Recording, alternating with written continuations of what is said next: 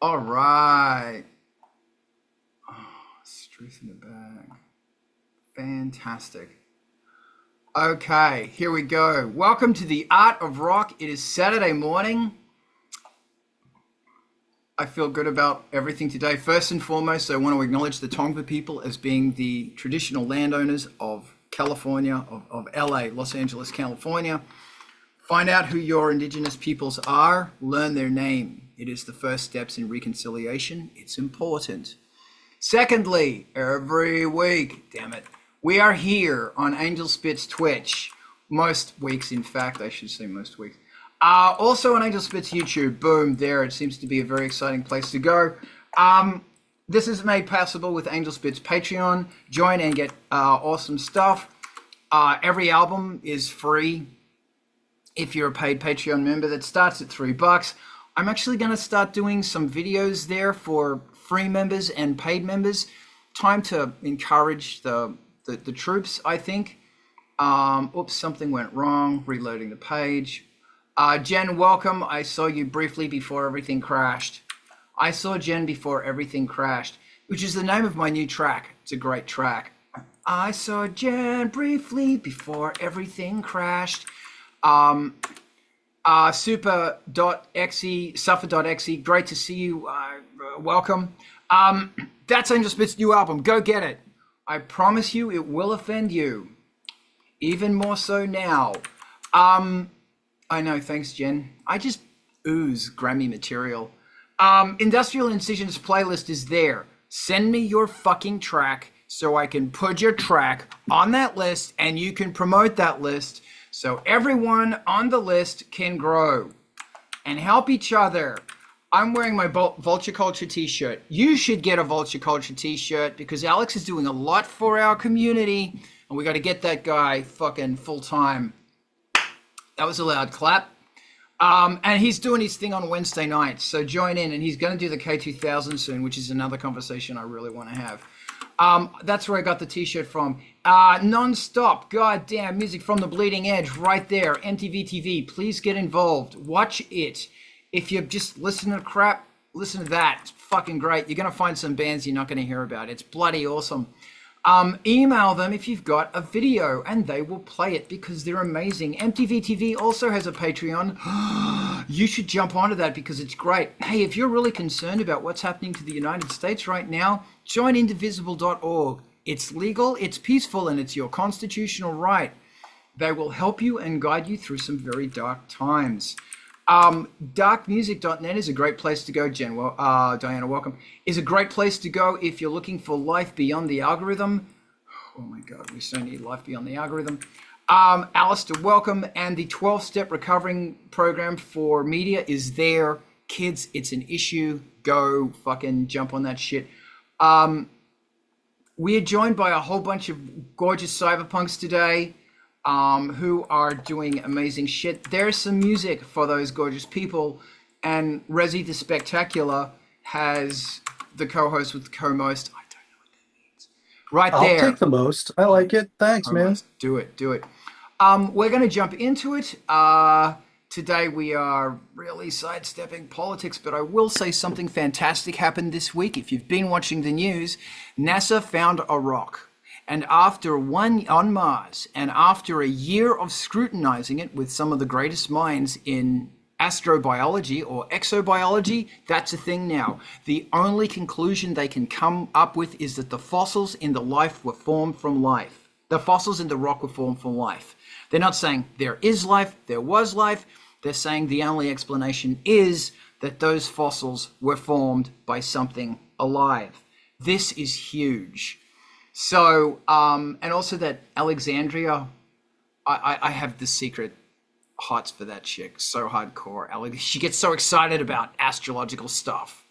Andrea, Austria, something, I can't remember. Thank you, Life on Mars. There it is. Thank you, Brett. Okay, Brett, speaking of Brett, can you tell me about what the hell is going on in your studio? We were talking before we started about your placement of your damn thing. D, welcome. Adam, welcome. Bloody thing. Give us a run through of what the hell's going on. Yeah, so I will show you here in just a second, but just to quickly describe it, one of the things we were talking about is how we use our effects boxes, and in my particular case, I've got the good. Oh, nice! It's making awesome noises. Ready to go here, as you can see.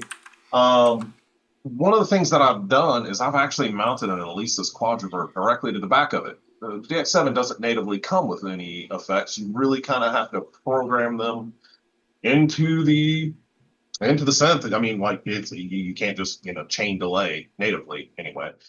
I fixed that problem by controlling the output and MIDI. I'll just go ahead and quickly show you this. Sorry. So I think you can see this. So this is the DX7, obviously, and right here is my Elisa's Quadriverb. And as you can see, I have actually joined it just with zip ties straight to the old music stand that the DX7 was supposed to come with. And what it allows me to do is right here natively as I'm playing it, I can sit there and cycle up effects, but more importantly, all of this is connected by MIDI. And that gives me the ability to sit right here as well.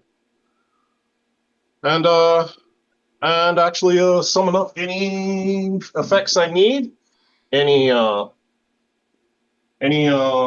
sounds I need, all that good stuff. That's great, Brett. That's very industrial, especially the cable ties. If you welded it, that would be super industrial. Or I do have a weld. Oh, dude. Okay, that's really clever. First question, Raziel, I see your hand. Give me a sec. First question is: does the Quadriverb have a in-computer like interface, software interface for it? No, at least not one that I found. It does respond to MIDI, meaning I can do program changes and things like that. I can enable bypass. But in terms of like a VST to program it, no, no, no. You have to get in there and get dirty with it. Okay, thank you. Next question, Rezi. I'm sorry. Is that if you do you know what all the controllers and everything else are? Do you have them written down? Where are they? Are they on a piece of paper? Are they on a notepad on your door? Where is it? Every manual I have for every piece of equipment is right down here by my feet, including pieces of equipment that are arriving today to expand the DX7.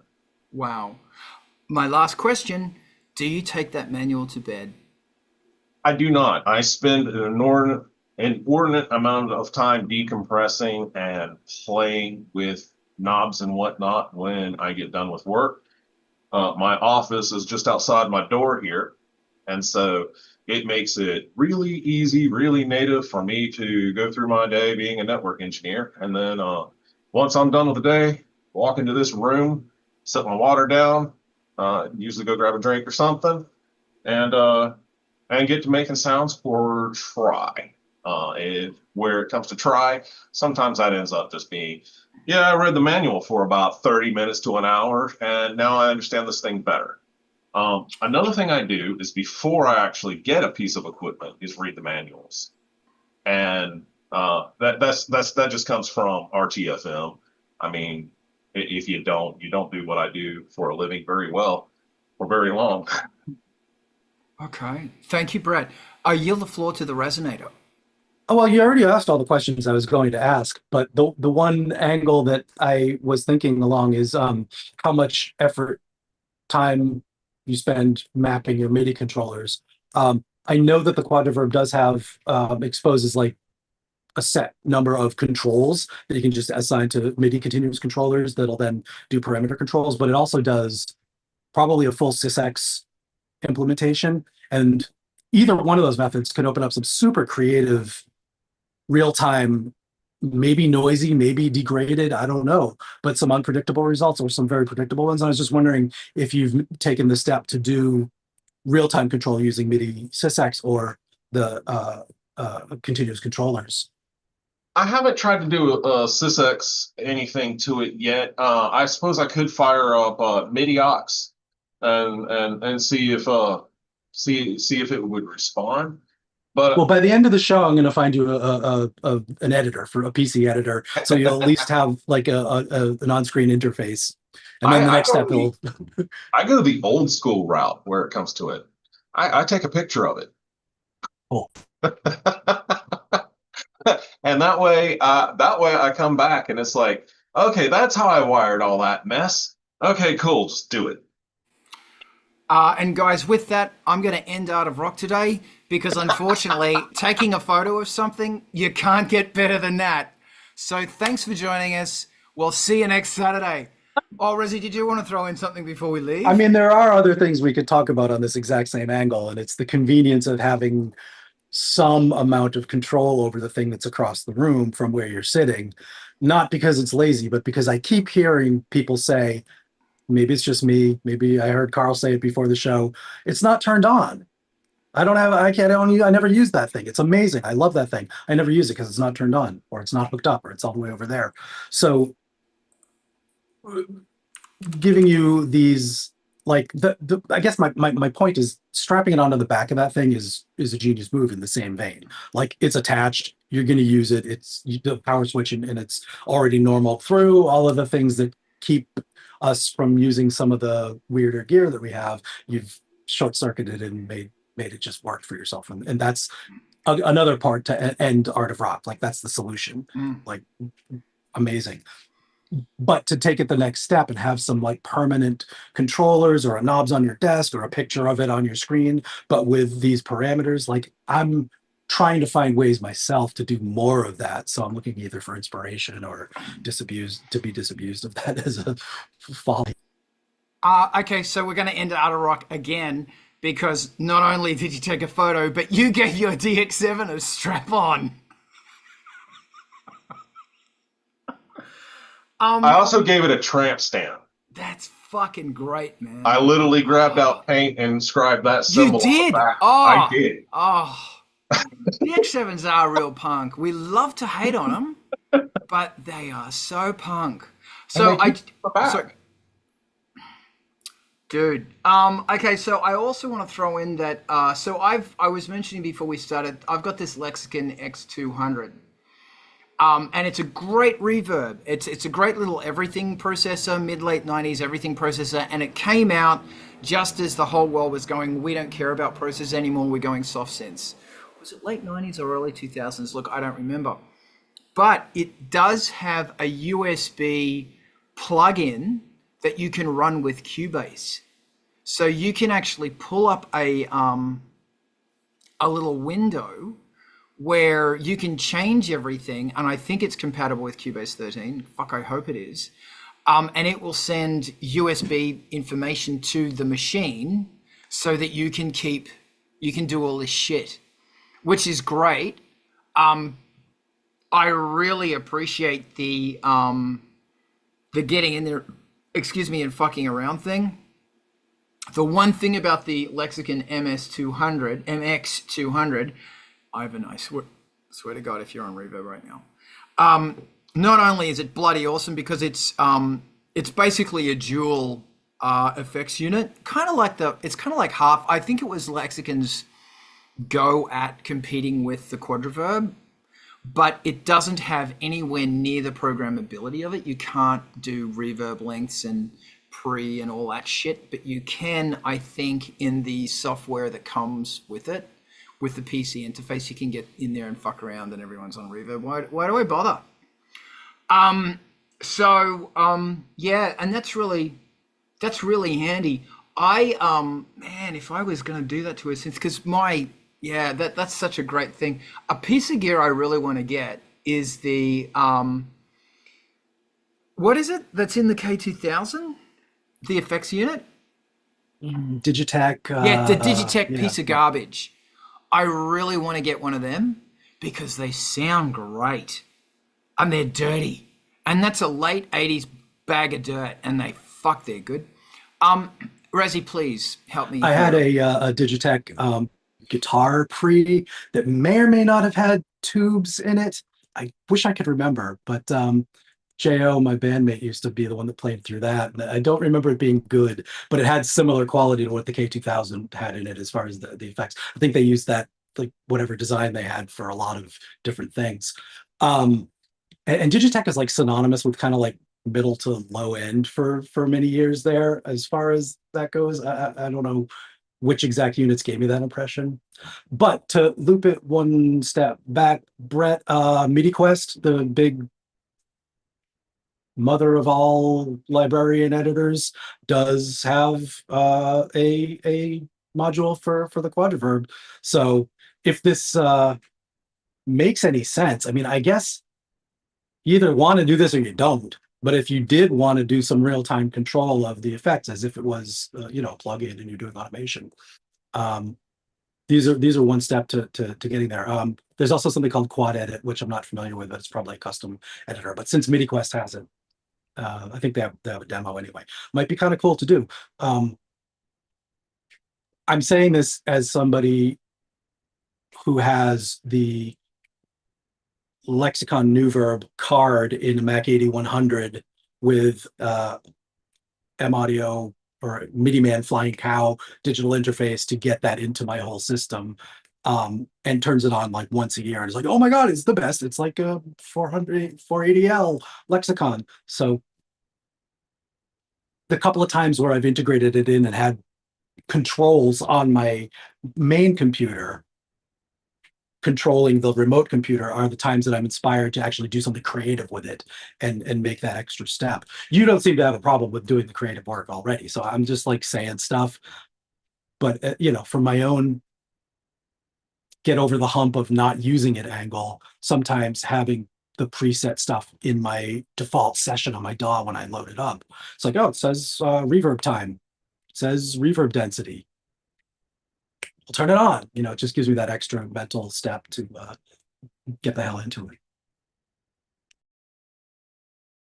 Thank you very much. Brett, what are your thoughts on this? Yeah, so Rezi, my initial approach to pretty much all of it is just to kind of go that straight up hacker mentality, get down and dirty with it and just get it done, get something out, get something created. I've looked at MIDI-Quest a number of times because quite honestly, it can actually do librarian stuff for every single synth. So I've not ruled that out yet, but it also becomes one more piece of digital maintenance. And there, for me, becomes that line of, okay, did I come to the studio to grab all the stuff out of MIDI-Quest, or is it just easier to spin something up on the fly, take a picture of it, drop it, drop it somewhere, and then move on. And that may even change with some of the stuff that I'm planning on adding to the DX7. Like I mentioned early on, I'm getting a Supermax version 3 card, which is going to give it the ability to do a lot more than it's currently doing now. And so that's where you really start to entertain that, Right now, with it having a maximum without the cartridge of 32 sounds, one of which can be controlled by MIDI at any point in time, there's not much need. And from my point of view, it's like, okay, I've got it. I've got all the sounds backed up on that card right there. I've got that card backed up to a USB. So I'm not going to lose anything. And I've got a second quadriverb sitting right here. So I can actually just swap them and redo what I did. And really where I use effects most of the time. So I should clarify. Most of the time what I do is I program the synths to sound like I want them to sound, or I think I want them to sound. And that will get me that 99%. Then I'll add effects to make that sound do something new and interesting. That's kind of my approach to it. That's awesome. Thank you. Austin, talk to me. Yeah, I had a fellow who had a micro Korg, one of the older ones back from like 2009, something like that. And he hooked up it's called a big muff, but you have to get an old one. And it's got tubes in it. And man, that makes some pretty crazy noises. Okay, thank you. This is a really interesting question because, or thing, rabbit hole, but I'll throw this to Resi, but I will say it's really fascinating when you're working with pedals and synthesizers because most synthesizers have got super loud volume and pedals are looking for super quiet volume. This is a conversation I would love to get into, but first, unless you want to reply to that. No, I understand how they mix. I've had great friends in and out of the music industry. I'm kind of a louder guy, but I know how to adjust, the region on my phaser to kind of blend in and stuff like that. So I understand uh, where you would want to take a DAW perspective on pedals and stuff like that. Thank you. I'm going to throw this to Resi, but before I do, and thank you again, Austin. Alex, get well soon. Drink lots of water. Vitamin Oh C. boy, Alex just yes, got the sir. flu. Oh no, Sorry, a different Alex. Alex in Germany. yeah. My apologies. But Alex here, Austin here. Thank you. Resi, what are your thoughts? The Big Muff was Electro Harmonix Big Muff was my first guitar distortion pedal as a kid. Um, and I never liked it. It's a really complex and interesting diode based clipper, like multiple transistor gain stages. It's as on a synthesizer or in a mix, I can see it being a brilliant solution for things. Like absolutely. Excuse me. It's called the English muffin. I apologize. Ah, yes, yes, Yes, yes, yes. I'm familiar with that. I never owned one, they but have tubes. yeah. M- th- Tubes are legit for a certain sound. I mean, we can model them, but the only guitar preamp that I currently still use is a PV rack mount tube guitar distortion preamp, clean, ultra, Ooh, and regular gain, and I use that's that a very lot. nice. Yeah, I mean, as far as guitar tone, it does what it does. It's a metal tone or a clean tone. It's interesting. But as for creative work on synthesizers and vocals and mixes and stuff and adding crispiness, it does that. I also have some mic pre's with tubes and stuff. They're fun to have. The Big Muff Electro Harmonix, however, is a really crispy, buzzy ass fuzz tone kind of thing, which has Yeah, I don't like it. characteristic sound. Yeah, I mean, do They're you love it or nice. hate it? They're nice. Yeah, if you want to sound like a guitar solo in the middle of a Donovan song from 68 to 72, man, just do that. Um, something table of pedals and gear versus something rack where everything's hooked up and patchable. And there's like a philosophical distinction that I think all of us might be coming on one side or the other at different points in our creative work. And I've been on the try to get everything wired into the patch bay and totally universal and never strap an effects unit to one synth and only use it with that. Oh my God, what if you want to use it with the other thing? Then you're gonna have to walk over there and unpatch it. But the like table full of noise making toys approach, like we haven't really talked about that. Does anybody do that here more or less? Or are there times in your songwriting and sound uh, spelunking habits where you do bring out all the stuff and just throw it all over the floor or all over a table, get some cables and power supplies? Um, Brett, thank you, Resi. Hold on, just before I throw it to you, Austin, can I throw this to Brett? Brett, what's on your mind? My table full of toys, as you will, that process is very alive and well. That table of toys became, instead of physical toys for the most part, they became virtual toys. That is where I've got a collection of VSTs that goes back 30 years. Um, Most of which haven't seen the light of day in at least 2 decades. Uh, but they're all married into the doll. I remember the ones I really like, and occasionally I'll just go dig through the toy box and pull out that sound and start chaining them to an audio source. And that's where Yes, I have like DoD's death metal pedal. I've also got an American metal pedal. I've also got where it comes to the guitars, I'm line 6. It's pretty much straight. To that regard, I've got the 212. I've also got the Spider, and I've got the Pod. So they can all do the modeling, and I can send those to anything I want if I want to chain them up. But that's where you start entertaining the same sort of rack of effects thing that you're talking about there, with the power that those bring in and of themselves. And that's where you actually really need to start taking photos. This is fascinating because I have never done it like this. Hold on, Austin, I want to throw it to Ivan, then I'm going to throw it to you. Ivan, talk to my face. Thank you. I was gonna say I don't really ever do the table full of toys thing, but I mean, it doesn't need to be a table, does it? It's the top shelf of my synth stand, and yeah, no, like a bunch of effect pedals, sitting out doing a thing is definitely a thing. I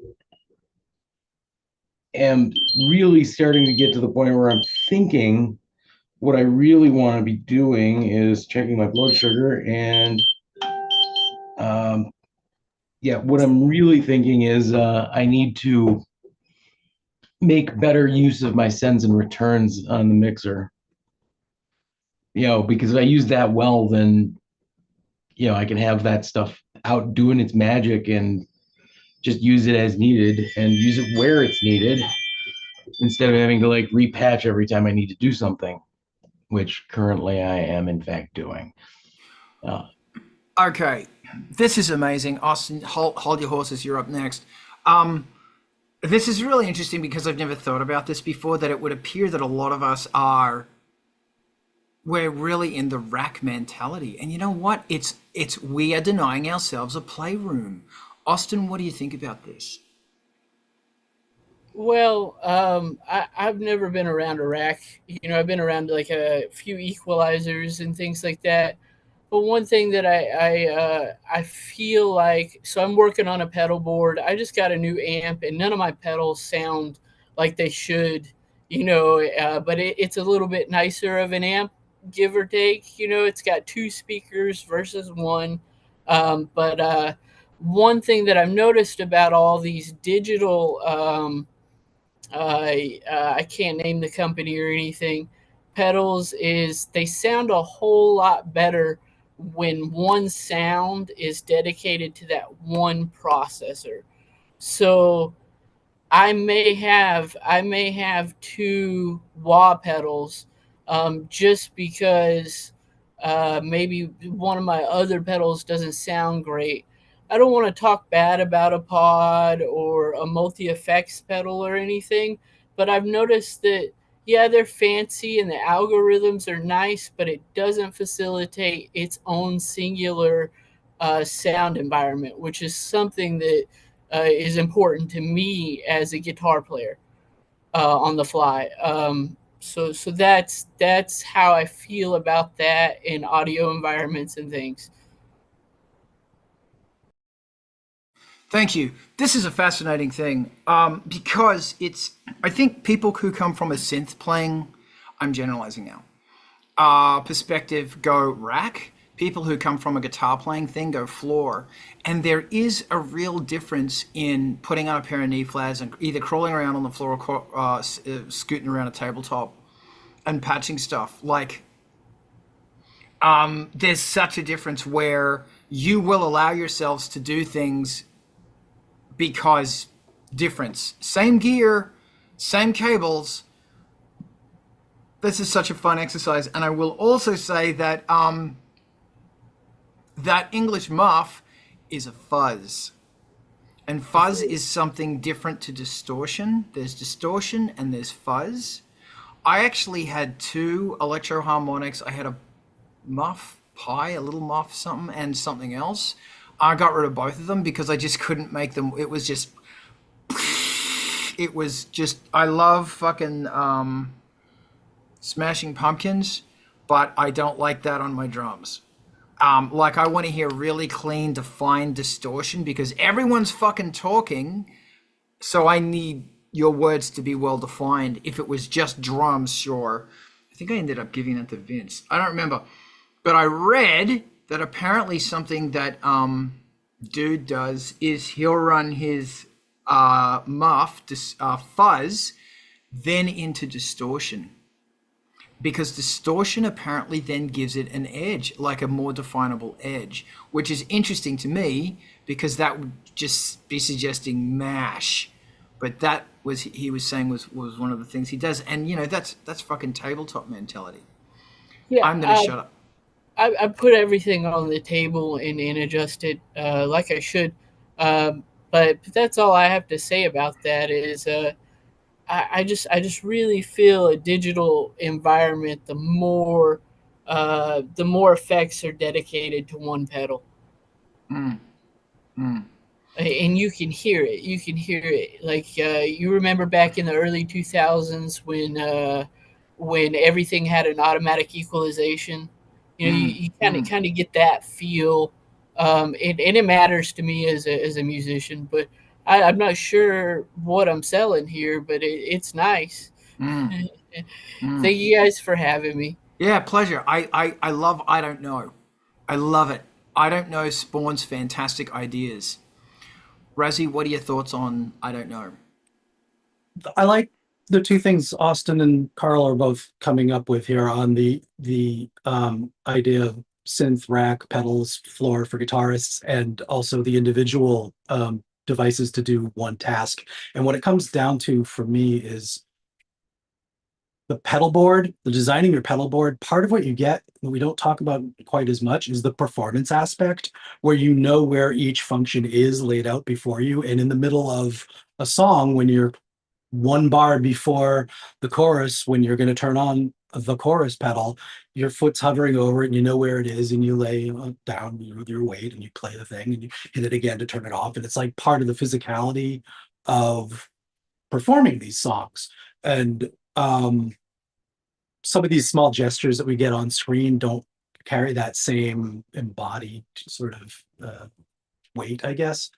But that is the split there, is the physical performance part of it, imbuing your thing that you're doing to record or to put in front of an audience with another dimension of expression. And part of the floor mentality of pedal boards is it's real easy to memorize, and you get not necessarily stuck with your layout, but you do know left side, right side. You know, I still remember where my two volume pedals are in the wah, and then the phaser, chorus, distortion, then a couple of things that are a little foggy because this is like 30 years ago, but having a pedal board that you can go to and know where your functions are and use that as part of your vocabulary when you're expressing. It's really another, maybe underrated, maybe we've kind of forgotten about it a little bit, but I all of a sudden want to build a pedal board and put some of my stuff out of the box in the closet and onto the floor in front of my workstation, Austin. That's a little inspirational. You know, and then I don't think that there's that big of a deal from a translation from your pedal board to your rack. I mean, just put it on your table and then there you go. It's not that big of an ordeal, except for you know, watching your volumes and not destroying your equipment. Very good advice, unless that's what you're setting out to do, which No, there's something about absolutely okay, no not. destroying equipment.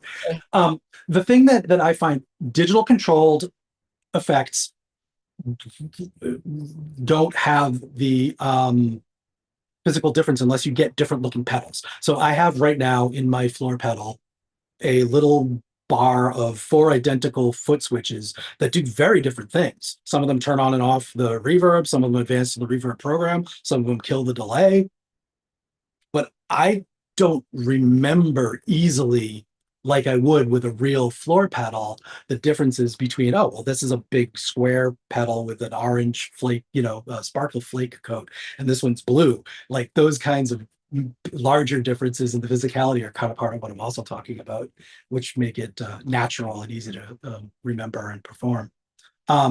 These are all in support of what you're saying, by the way, in case it sounds like I'm arguing against anything. Thank you. I'm reading Dee's. We're going to jump onto vocals and distortion very shortly. It's interesting. I don't think I've ever, like, I've seen a lot of guitarists banging on pedals. I've never seen a vocalist. Seeing a vocalist with a headset and a whole bunch of pedals going wild, that would be quite a turn on for me. But first, Ivan, I want to know what a turn on for you is, because we've talked about strap-ons for DX7s. What milks your goat? I gotta say that seeing a vocalist with a bunch of pedals, that they're stomping on would be kind of a turn on. At the same time, like I have a lot of pedals that do very specific things for me in ways that none of my other gear can possibly do. And then I've got like 12U of rack equipment that again is doing stuff that the pedals can't possibly hope to do, because the pedals are very good at very specific things. They occasionally lack the versatility that rack gear has. I'm never going to get a pedal that's going to replace my PCM 41. You can get delay pedals, but not a PCM 41. When did you get a PCM 41? Oh, geez, like 5-6 years ago. You bastard. I didn't know you had a fucking... I know a place where they just have a bunch of them.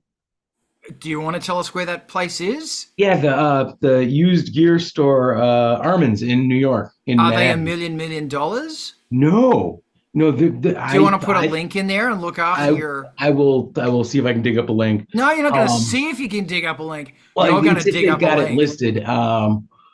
But when I was there physically in the store like a year ago, they had a bunch of PCM 41s on the shelves. And also the guy that runs Armin's is a totally nice guy. I like him. Great. So if he's your friend, see if you can do a bulk deal. But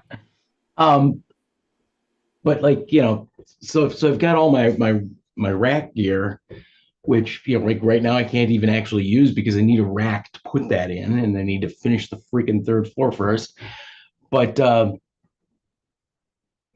the nice thing with the pedals is they're light and tasty, which is great, and they definitely do things that I can't hope to do elsewhere. I mean, I've got that Fairfield radio noise collector pedal, and I got nothing is going to touch that as far as doing like just weird shit in the background. I love that pedal, and I don't think I could live without it, because it adds just that right amount of chaos. Just like a PCM 41. Yeah, just You're like a cunt. 41. No, are you done yet? It's sitting right on top of my Wow. ESI 32. Thanks, man. Salt, wound, rub. Jesus, Ivan? You're Ivan the Hoarder. Yeah, a horrible one. Well, vaguely horrible one. There's worse out there than me. But they don't have a stockpile of PCM 41s that they're fucking... Kevin Key does. Oh, but he's different. He doesn't brag to it about his friends. I hate it. Find out where that place is, and we might find out how many are available, because there might be... I will dig up a link. I don't fucking need one. I swear to God. Before this went on stage, because someone's selling a Lexicon Primetime 78, 97, which is the possibly greatest delay machine ever made. And it's $1,000 below what they normally are, and it's LA. It's in LA, and it's 10-minute drive that way. No, it's still $2,500, and I can't do that. And it's So hold on, this if I can, Rezi, can I just shoot my mouth off for like half an hour? Thanks. Am I gonna stop you? I mean, yeah, that's right. You're gonna do it whether we like it or not. My first thing is, I've got a list of things I want to talk about. Old phones becoming reverb units or effects units. because you basically wipe everything on them and you pull in a delay or a something on the phone and you use the little connector to an input-output thing where it's a mono in, stereo out. I think you can do it digitally as well, I'm not sure. And you have this incredible effects unit right here that has the best latency, the best fucking everything you've ever seen. The bugger is controlling it via MIDI externally is a pain in the dick. However, most phones fit into Eurorack. You can mount them into Eurorack. You can put them in a fucking case and you can double-sided sticky tape them onto a Eurorack. First little food for thought, and the amount of distortion, bugger, and delay and everything else. Picks. I just lost my fucking key. Tits. Second thing, hi, I'm back. The trick with synthesizers going into pedals is you've got to turn them down. And you've got to turn them down 30 decibels, and I highly recommend you don't just turn down the volume knob on the synth, put it through a DI first, because DIs are going to bring the volume down, something impedance, something goes into the effects unit, everyone into the pedal, everyone's fucking happy, and out it comes. And for all of the beautiful rolling little pills that are all those cute little colors, you've got to fucking do it. Then you got to bring them back up. Because if you don't, they'll sound like ass. You're not going to get the sound out of them. They're going to sound crackly and shitty. The amount of times I hear a record where I go, they didn't run that synth through a fucking DI, it sounds like piss, fucking so many times. Secondly, microphones kind of go into pedals naturally because kind of the volumes and everything else kind of match. The thing you've got to be careful about is massive fucking feedback. Terrifying, crazy feedback. Because that shit happens and it's the end of the world when it does.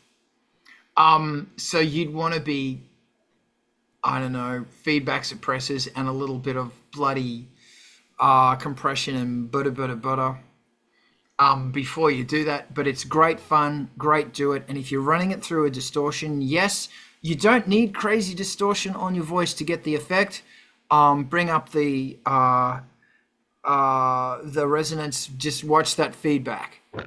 I highly recommend, instead of using a pedal, get something that is actually designed for vocals. For example, the TC Helicon stuff. They've got boxes made for voice, and there's a whole bunch of things that they have algorithmically gotten rid of so that you don't feedback, scream, and go crazy. They've got pitch correction. They've got all of this fun shit. Do that. Finally, I suck. The best fucking distortion I have ever heard is the Dopefer A136. It is so, and also the A137. Actually, the A137 is a wave shaper that destroys shit like nothing I've heard. It can light destroy, it can hard destroy. You can go fuzz, you can go distortion. You can go, they can make pitch worse. Thank you, Alex. You can make the maddest fucking shit on, and they're probably one of the cheapest distortion things you get. If you've got like a Eurorack power thing going on, and they're getting cheaper, you can get these things for like 70, 80 bucks. And you can run synthesizers straight into them because they're looking for modular volume inputs. They've got an input preamp on it that's going to bring the volume up. They sound so fucking good. It's a long dial to sound, but it sounds great. Yeah, the 136.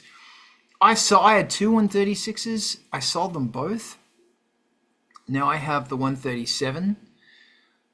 It's so good. And that's the great thing also about a lot of modular stuff is you can get some quite juicy transistor distortion going on, even if you run it through a filter. And you might say, I'm going to run it through the filter and I'm going to take a tiny bit because it's a low pass filter. I'll take it just a bit off the top. Or if it's a high pass filter, never underestimate the power of a high pass filter. Take a bit of those bottoms out because that's going to be really clearing the signal up and it warms it up beautifully. I also have And this is where you can send me bodily waste in the mail because I do deserve it. I have a fucking hex inverter. What is it called?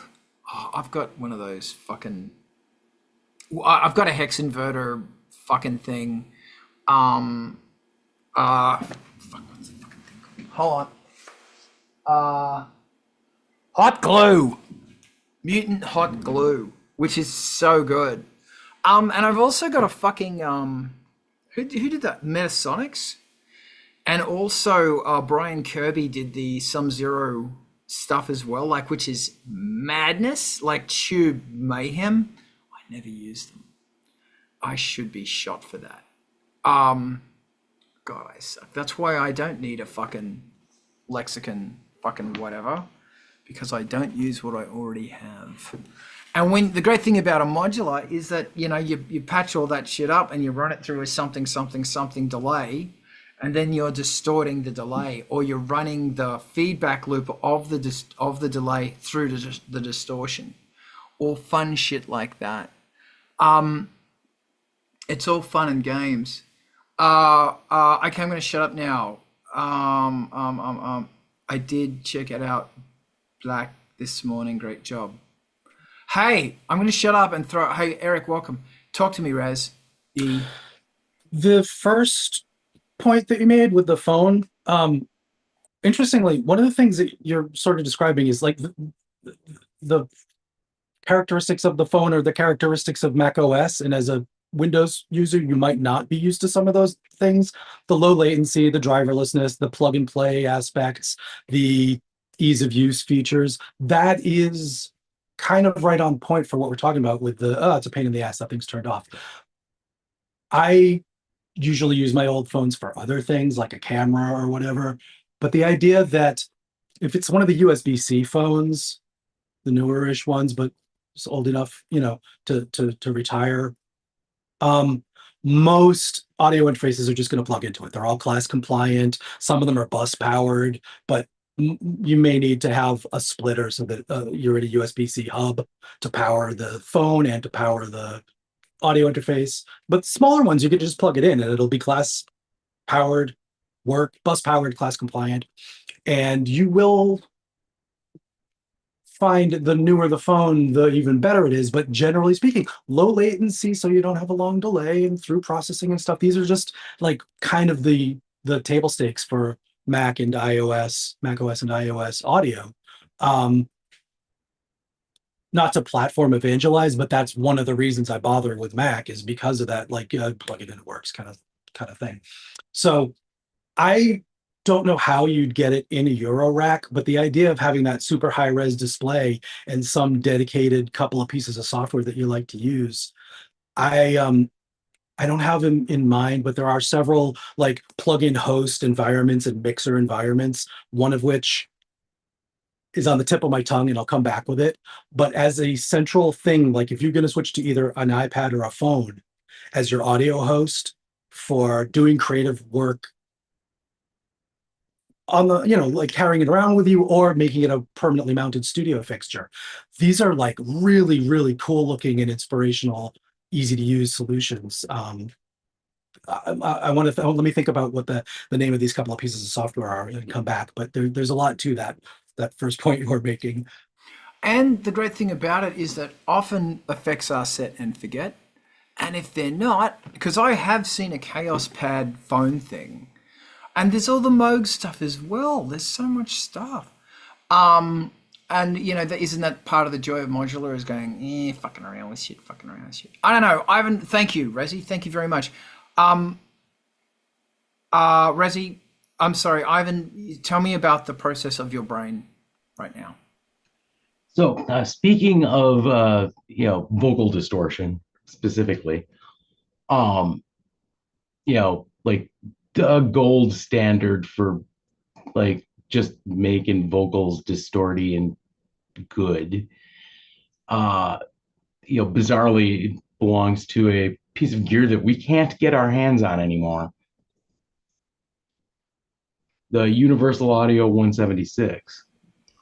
You turn up the input volume all the way, like just peg it, and then you turn the compression off because it will click through 0. And then you're just getting the preamp, which is getting like the crap overdriven out of it, and it sounds. That is the reason that the like Too Dark Park sounded the way that it did. And like, these things are rare enough that Ken Marshall, will, go ga if you can find one. Meantime, if there was a certain audio cloner out there that wanted to make a piece of gear that they would have no trouble selling, the 176 with that behavior would probably be on the list. Just saying, in case they're watching. That's good to know. I don't think they do watch this because they know how often they get abused when they. That's really fascinating. That people talk about that piece of gear that makes your voice sound great doesn't exist. It does. I mean, it's garbage in, garbage out. But yeah, and D, they're not cheap. They're not cheap. Yeah, it's really like. Everybody goes ga over the 1176 coming out, but I want a 176, and I want it to behave correctly. Their clone on the VST doesn't do the fancy trick. How much are they? You have to find one to find a price. Okay. I have no idea. Okay. If I could have found one, I'd probably have one. And Razi, thank you as well. Razi, I'm going to put this in the list. Yeah. This is an example of using an iPad in a whole bunch of shit. Yeah, that's really interesting, man. That's really interesting. K-oscillator is also for Android as well. Fascinating. Well, and this is what's really interesting is there's so much old gear around. Like, it's very easy to buy an old phone, and then it's quite easy to dig up somewhere. And you might not want to do a VST thing. You might want something separate. I don't know. Just throwing it out there. And that's something Brian Eno once said about old gear, is that old gear that's quirky and weird, and everyone goes, what the fuck is this? When it gets released, 10 years later, everyone wants it. Okay, Eric, it's good to see your face. App something words and stuff here. I'm familiar with where really. It dawned on me that Audio Bus is just the Audio Bus. That's the name of the piece of software that did original app to app before it was well supported, and they sort of forged the standards for iOS into application. Audio Bus, aptly named. Fantastic. Oh man. Does anybody else want to bring up anything fantastic at this point? I do. Ivan, first off, I hope you're in good health, buddy. Sure do appreciate you around. Another one, the iPhone's a great idea, but people used it for all their data and things like that. So you've got kind of that data breach there if you're into keeping all your systems separate, which, they're not totally separate all the time.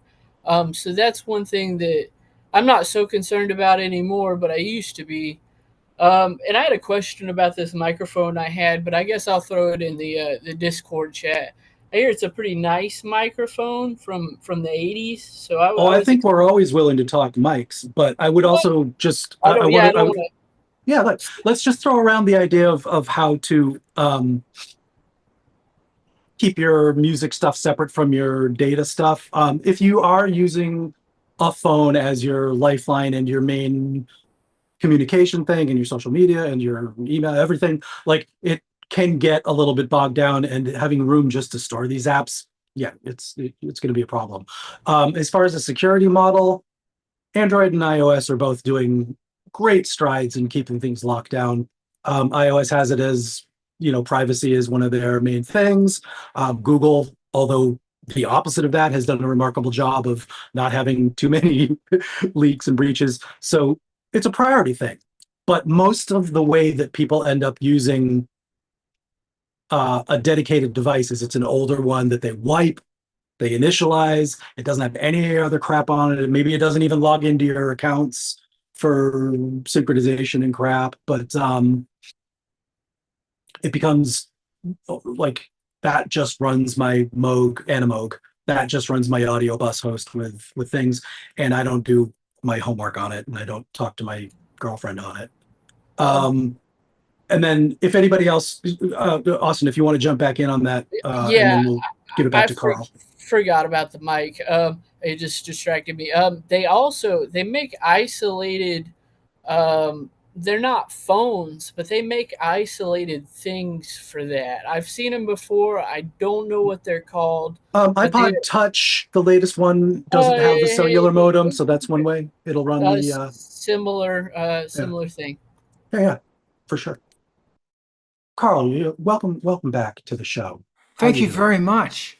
Brett, tell me about your brain. Yeah, so briefly there, mentioning this, Austin and everybody's mentioning the struggles, where it comes to keeping your stuff safe while using these instruments.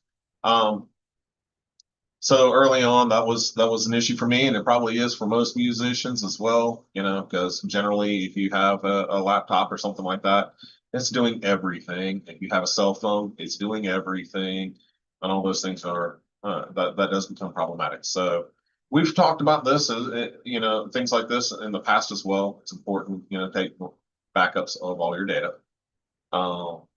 That's going to be that right there, that one tip, being religious about your backups, or getting a service to do them is going to save your ass. It's not a matter of if, it's a matter of when.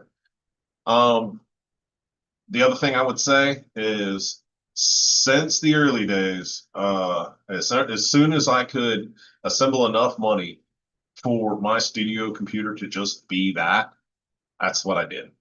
The box that I have in here is intentionally massively overpowered for what I actually need. It's to give me, I bought a computer to last me 10 years. Those aren't cheap.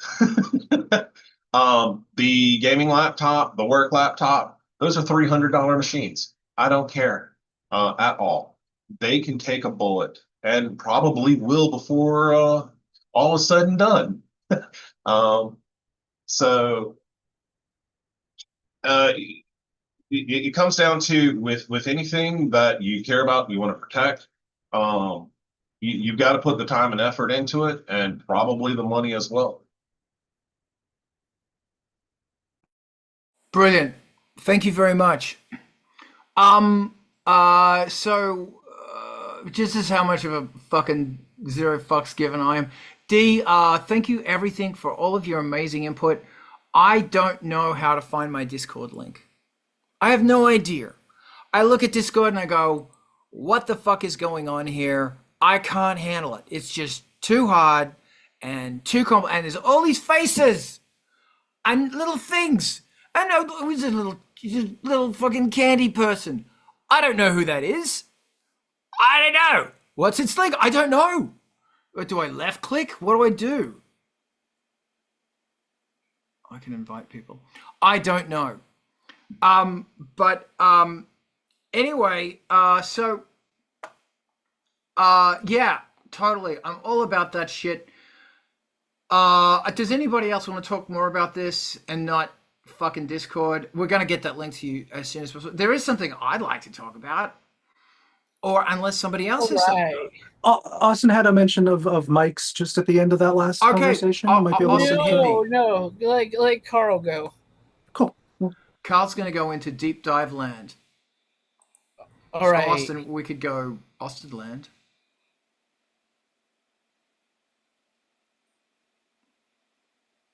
The floor's yours. Your mic is muted.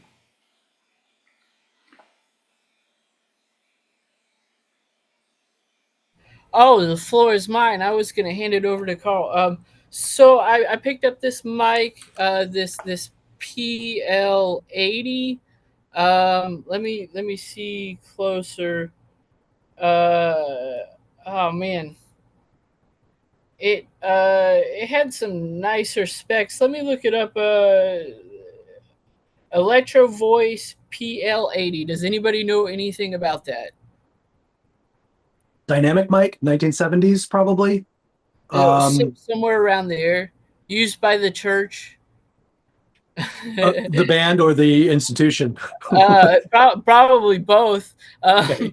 So, My question, the first question that comes to mind is, have you listened to it? Have you plugged it in, made a recording, and listened back? not yet, but Okay. I'm just wondering, should I take it in and get it cleaned, or should I clean it myself? If it's disassemblable and the basket unscrews, you could run that through your dishwasher. If it has foam, remove it, see if there's Yeah. replacement parts, do all that stuff. But nah, you don't have to get too close to the thing.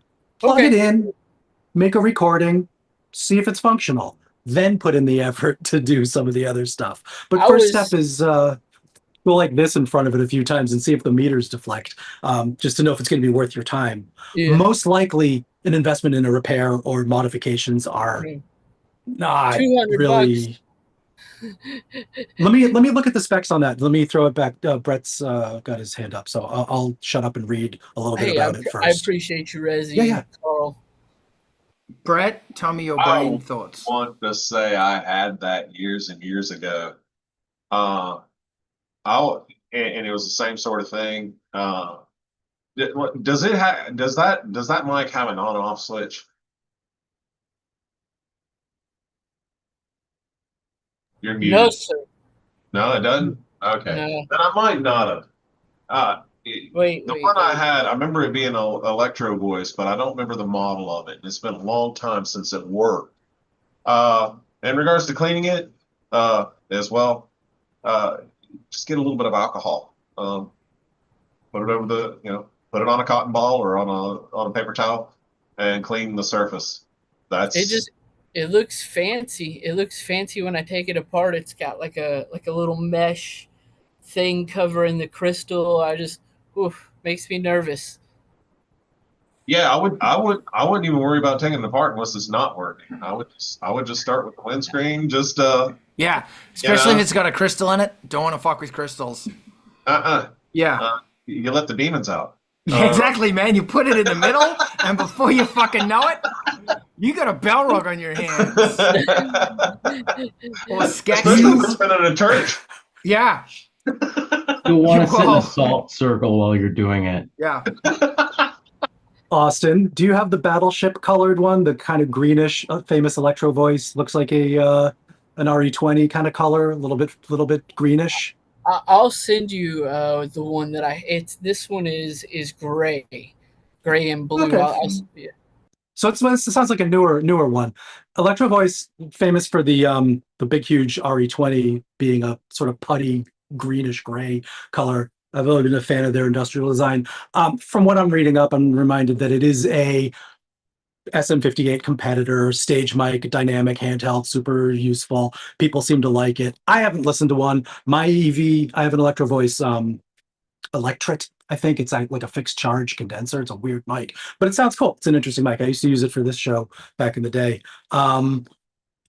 My suggestion doesn't change. The basket does unscrew. That metal part you can wash however you want. The insides are probably not going to be contaminated, but dude, the same thing holds. Plug it in, listen to it, sing into it, do a little thing, see what you got. And if it's in good shape, it's in good shape. They're probably as bulletproof as a 58 and 57 in that way, and it may just be a good mic. It may just work for you. Also, fellas, excuse my tone if it sounds a little bit off. I'm getting back some bass in my voice.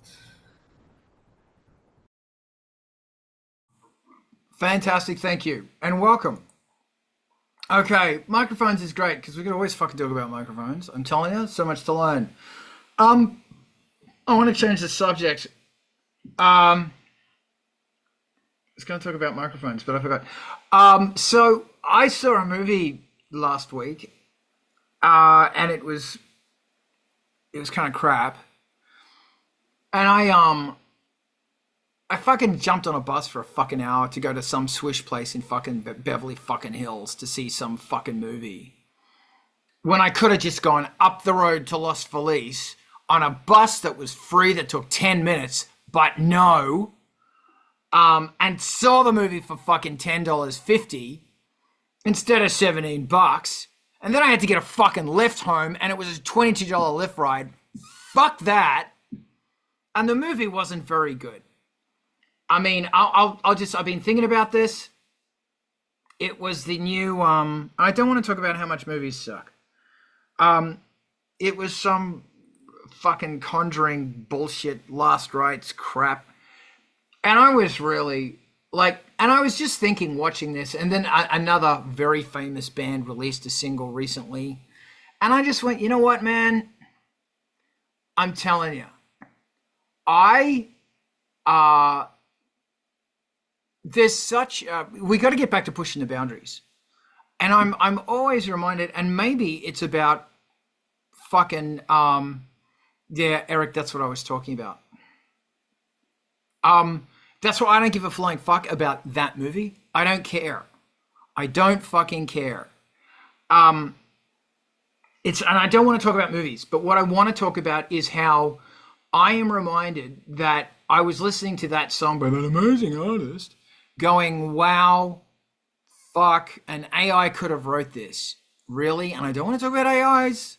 I just want to talk about how it's a fucking... Oh, guys, come on. Come on. It's the same. This is Magatu looking at fucking Derek Zoolander going, they're the same look. Is everybody taking the idiot pills? I invented the keyboard tie. I invented it. What have you done? Nothing. Anyway, I'm just really, I am reminded that it is so goddamn important to fucking push those boundaries. And about a month ago, I was complaining. You notice this is the art of Carla complaining about how I've just released an album, and normally by the time I've released an album, I'm like a few tracks deep on the next album, but I'm not now, and I hate my life, and I'm taking it out on you. Well, I'm actually fuck you. So I'm now 4 tracks in because I just went, I've been so angry and there's so much to be angry about. But I'm doing this really interesting thing where maybe I just need to become Magatu. Maybe that's it. Obey my dog. Maybe that's what I need. I've actually got it. Whoever sent me Zoolander on VHS, thank you. I am now imagining you with that hair. I know. I should get that hair. Anyway,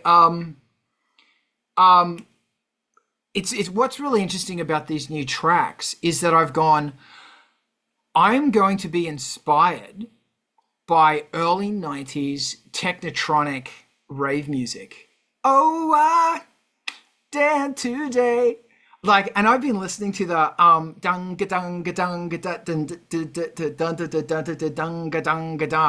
I've been going, man, I think I want to. So I thought I'd do something really different and write incredibly scathing political lyrics, but deliver them in the funkiest possible manner. And so I might be looking for different vocalists, but they got to bring the funk. Like, they must have funk in their blood, and they must know how to deliver funk. Not stand in front of a microphone and not give a fuck. Although standing in front of a microphone and not giving a fuck is great, especially if you've got the funk. But that's rare. Anyway, I was really impressed at, and also I may have mentioned another thing that it's normally like, I'm going to use all this gear, 10,000 bits of shit bouncing around and samples and blah, blah, blah, blah. No. One fucking synthesizer. And every time I divert from that, like, there'll be drums that are going mad, but exactly. Every time I divert from that and I go, am I pulling the Emacs? It's like, nah, you just blew it. The trick is simplicity. It's like someone has got, that's funny. You're a dancer because rhythm is a dancer. Thank you. Fuck you, Eric. Fuck you. I can see your face. Fuck you. You talking to me about cleaning up my room? No. I'm talking about Rhythm is a Dancer. And Yeah. I was abusing Eric. I'll abuse you shortly. Everyone gets abused. Don't worry. I mean, So the objective of the exercise is go, what is the what is like how can you really push it? Like what can you do to push it? Because I mean, and that's the other thing is that, like, you know, there's an audience expectation. How much of the songwriting process that you do is based in fear? Oh, they won't like this, or they won't play it, or hey, I'm gonna do a song. A song that I'm working on right now is 93 BPM, and it's pure fuck you. It is a whole fuck you. And I had to change the goddamn. I've been working on the lyrics for about a month, and the hook for it, which I'm not gonna say on air. So you know it's bad because normally every second word I say is cunt, but I'm not gonna say this one on air because it's real fucking edgy. And like easily 3-6 months, this hook has been sitting there. And it finally came together. And then this week I went, I don't know if I should do this. And it's a really interesting thing where when you look at that engine of fear, it's not a red light, it's a green light. And it's saying push your foot on that fucking accelerator and go. Because I also watch Wreck-It Ralph because Pixar's fucking awesome. And I was just inspired by the fucking candy princess chick to fucking wreck shit. Ivan, talk to me. Pushing the limits is definitely a thing, and it's definitely a valuable thing, and it's something that needs to be done more and better. Like it needs to, like, if you do it well, you know, you can get away with anything. If you do it poorly, you'll get away with nothing. Currently, I am actually working on, you know, writing lyrics, and you're gonna have a song with words. You may remember back in the early, you know, 2000s, you know, when German industrial was you know, the way to be cool. You know, I mostly have bad memories of that. I figured a way to abuse the listeners was one, I'm writing a song that is really involved in, you know, Nietzsche's perpetual reoccurrence idea, which is kind of hardcore in and of itself for most people. I like it bad, you know, bad for some people's souls out there. But I am all the lyrics are written in Yiddish.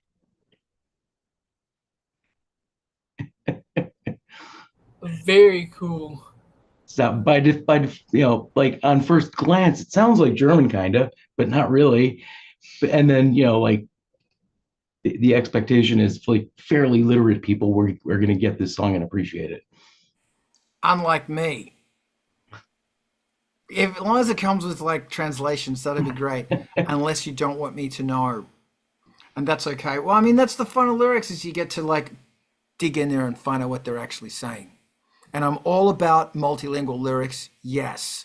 So maybe I should fucking learn. I know you can stick an AI in front of it and saying, what are these lyrics now anyway? So what am I talking about? Razi, help. I don't know what the answer is on the balance of like how much is fear based and how much is like internal creativity motivation, but being aware of where the music Angst, a is better coming word? from, I guess, like in the strict definition, Kinda. well, I'm not too worried about the subtleties of whether it's anger or aggression or uh, worry, but the motivation, let's just say, from the external, you're going to be presenting this stuff. It is part of the job. It's like literally, if you're going to be releasing it, it should be in your mind somewhere, like how it's going to be regarded, and whether that's gives you anxiety or angst or fear, and no motivation. There's a gradient there, like obviously that's counterproductive to productive. So it depends on which side of that you're landing on. if you're never going to release it and you're just doing this for pleasure, and you know this is the tricking yourself by saying this is just sketching, this is just the demos, this is nobody's ever going to hear it, you may get that freedom and remove yourself from the connection of the pressure of where it's going to go and thinking about it in the world, and if somebody's going to like it or hate it when they're listening to it, if it's going to move a dance floor. And disconnected from the success or failure of the work that you're currently doing, because it's just play, it's just exercise, it's just practice. And then at some point you can look at what you've wrought and decide which ones actually may connect, and keep those things separate. There is something freeing and possibly helpful to separating those two things. I'm not sure where it lands. There's probably other people want to jump in on that part of the topic, but also the idea of minimalism and subtraction. We haven't talked about specifically subtraction in music in a long time, maybe years. And that's like when you have gone too far, deciding which elements you can take out. When you have conceived of a piece of music mentally and you realize it's bass, drums, vocals, pads, melody, taking out some of those elements from the concept and removing them from a thing so that you, as the listener, can feel the space left, so that there are holes in it, so that there are voids. And that's a whole different engagement of your creativity that you can really lean on and look for inspiration in the world about things that are subtractive, holes in things, silences and dropouts in media. That I've found important and invigorating from time to time. And maybe there's more to talk about specifically subtraction versus minimalism, which I would like to say two great things to go back to are White Horse by Laid Back, and of course, Warm Leatherette by The Normal, and just listening to Dennis Miller's choice of, he had a chord. That's about what, gonna make the whole song with that and some vocals, because that's what you have. And if maybe I'll drop a link to White Horse so everybody can remember how little there is in that song, and how funky it grooves anyway. So those are some ideas. Thank you very much. Pump up the jam, pump it up. Brett, what are you thinking? I think you should keep going.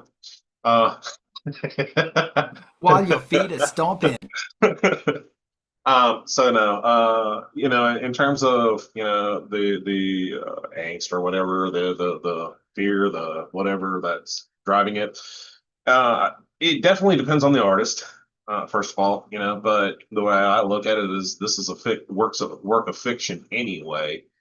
By the time you're hearing it, this is how I've interpreted the world creatively. So by that point, there's, for me, I don't know, that by itself is enough of a line of separation, so that it really can't mess with me.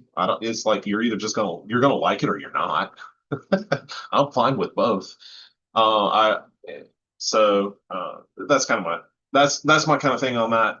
In terms of the silence or subtraction of stuff, I kind of have two concepts there. One is that subtraction is always a function of songwriting. So generally speaking, I'm constantly making it fat and then trimming it, and that's where it's like, what I as the concept develops, I'm either shooting for something that is going to have that groove, or I'm straight up trying to assault your ears.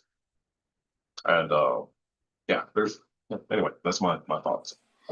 That's great. I think it's always important to make sure that the jam is pumping and look ahead when the crowd is jumping. Eric, what are your thoughts on this? And when you do it, pump it up a little more. Pump up the jam. So there's a song where we haven't released yet. It's called "The Rhythm Is Bleeding," and it's about this. It's called "The Rhythm Is Bleeding," and it's like, it's tongue in cheek. kind of that German new beat style that I've been referring back to. But I did notice when we released our last song last night, or called Black, and it's all about the goth subculture and how people go, why do you always dress in black? Why do you wear those boots? Why do you wear those shoes? And then eventually they're like, hey, can you take me to a goth club? You know, because they're like secretly interested in it. But then you get, you know, you're also kind of disappointed in this stuff, like the movie soundtrack and kind of some of these things that doesn't feel like people are putting effort into it. And I realized the last 6 songs we released, like 3 or 4 of them are like parodies and making fun of this whole thing. And I think that's the headspace we got into, was just like over extending to that angle of it and just saying, you know what, we're not going to just sit on these songs. We're going to complete these ones and put them out and just have fun, you know? And there was one where we were remixing a very serious song called Smash Hammer. And I quickly realized the word sex hammer sounded way better, you know, and then all the words are just making fun of the original song. And of course that artist is cool with that, you know, but other artists haven't reacted in the same way, and I won't name them. And their songs are very precious and they're trying to be very serious. And even referring to some artists in our songs, we've got some negative pushback, you know, and it's not even in a bad way. It's just not serious, you know. And I was at a show this week watching another band, in that crowd, there's like 500 people there. And that crowd was like very, very into it. But, you know, the music, you've heard that same music 1,000 times over and over and over again. I was encouraged though, because it was a younger crowd, it was a very diverse crowd, you know, because a lot of times what we do is we go in these clubs and the DJs are playing the same track from 1994, and the people in there are asking to hear those same tracks, and it even changes how we mix our songs, because those DJs are still playing kicks from 1994 with no sub in them, and their clubs are tuned to that. And you put out a modern mix with lots of sub bass and, you know, frequencies they're not used to hearing, they're not going to play the new music anyway. So all over it, a little rambling. No, that's a good ramble, and I thank you. And I'm always impressed the way that you're trying to get the party going on the dance floor. See, because that's where the party's at, and you'll find out if you do that. So this is not going to go old any moment, but thank you. It's really fascinating that the fucking bass line in that song is fucking dope. It was done on a fucking Atari. When was the last time you sat down and listened to Pump Up the Jam? Like, it's the favorite song besides me going, oh, a place to stay. Get your booty on the floor tonight. Fucking, like, the song, can we just stop? Rewind. It's such a fucking good song. Like Bananarama. Hold on. Let me. The bass is going shkung, shkung, shkung, shkung, and it's not just the same bass. It's moving around underneath the. It's moving around underneath the vocal. So the vocal's going to do something, and the bass is gonna underpin it, and then it's going to go back on its way. Listen to what the fucking vocals are doing. That vocalist is so good. That gal has got the funk, and they are doing shit in that is so good. You brought up a really interesting point. I'm sorry, Austin, did you want to jump in there? I just throw it in the Bananarama Cruel Summer. That's a groove. Yes, it is. And thank you. I want to just throw back to Eric. You brought up a really interesting point where. And this is a part of the whole, how much do I give because of the limitations of the audience or whatever. It's not just the lyrics. It's not just my choice of jump, and fucking Eric disappears. The minute I'm talking to Eric, he's gone. What a bastard. It's not just the, how much can I move these lyrics around, or how much can I get away with the funk in this? The question is, how much do I have to change the mix to fit the shortcomings of their technology? Like, I guess that's my question here. It's not just about the content. It's also about the production. Like, to what extent? You know what I mean? to what extent do you have to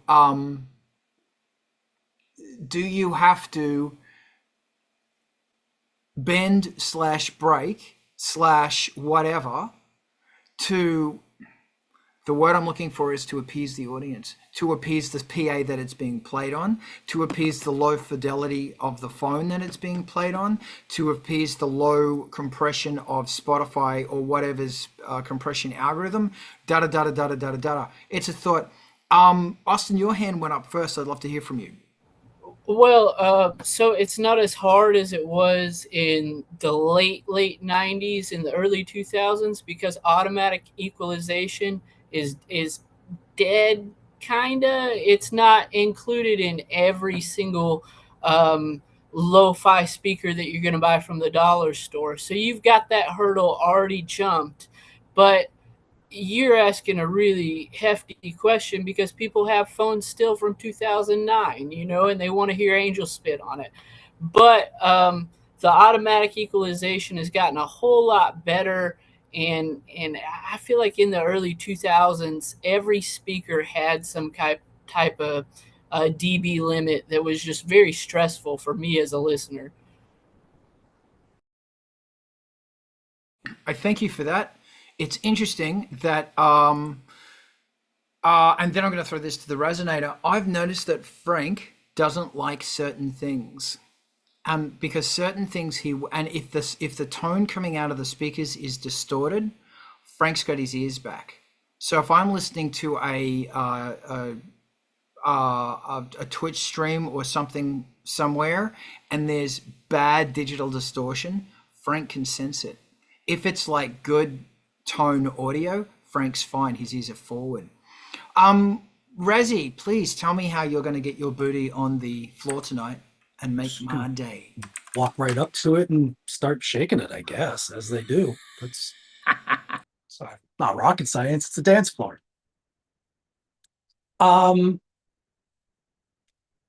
The pushing the boundaries idea necessitates the other stuff that you're talking about, how much effort to put into listening to it on these systems. And you might not be able to do a mix that's going to work for all of these things. But if your boundary that you're trying to push is technically, like Eric was talking about, activating the subs in a dance club so it does a certain thing, so it vibrates people in a certain way, you have to go listen to it on that system. You may get very good at mixing with your eyes and knowing what the meters are doing and doing your frequency analysis and stuff eventually. But to start with, to get that benchmark, to build those skills, you make mistakes. You go and listen to it. And hopefully you can find a club PA that's somebody that you know, or can put your mixes up on and listen to what it did, or get studio time and listen to the large soffit mounted Uris or whatever they have for the representing that stuff that goes down to 20 hertz and actually moves the air, because you don't get it from your cans. You hear it, but you don't get the same air moving, and you don't get it from your 8-inch studio monitor midfields or near fields. It's just not there. You don't have those frequencies. In your sub, maybe you've got the knob adjusted the way that the club does. Maybe you've achieved it. And if you have spent the time to tune your room to match the club, you've probably gone to the club and listened and brought it back and listened and made your adjustments. So I think that's definitely part of it. The pushing the boundaries technologically so that you can use the full force of a PA system in a club. Definitely, that's a iterative process, a listening and learning thing, and it's a wonderful process. And I definitely did a lot of that in the days where I was interested in doing it and felt gratification from figuring out at 808 what frequency to do it at, all that stuff. It's amazing. But